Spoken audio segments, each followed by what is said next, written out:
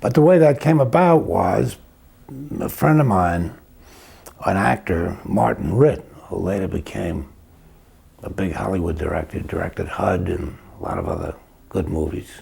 He died recently.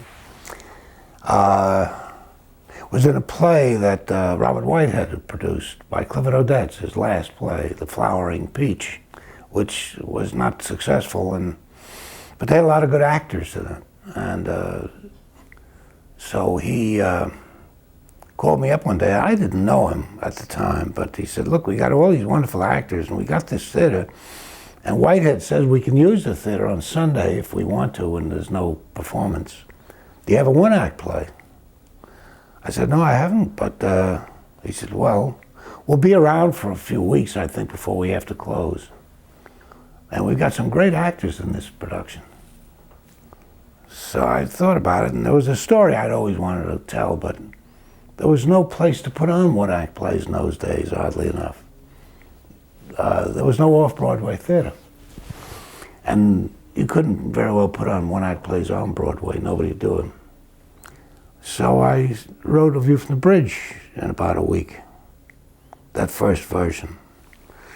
And he got all excited, and he said, geez, if we had another play to go with it, we could have a whole evening.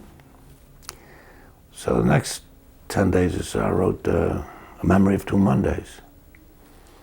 And then, I think, unfortunately, they had to close that play. So now, my more ordinary, normal producer wanted to put it on Broadway, these two plays. Well, it didn't belong, really. But as I say, there was no off-Broadway way to do these in those days.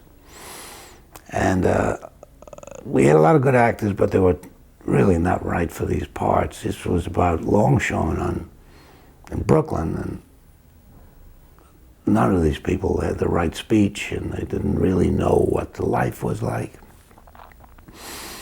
And so it failed. But I had another crack at it in London with Peter Brook directing it.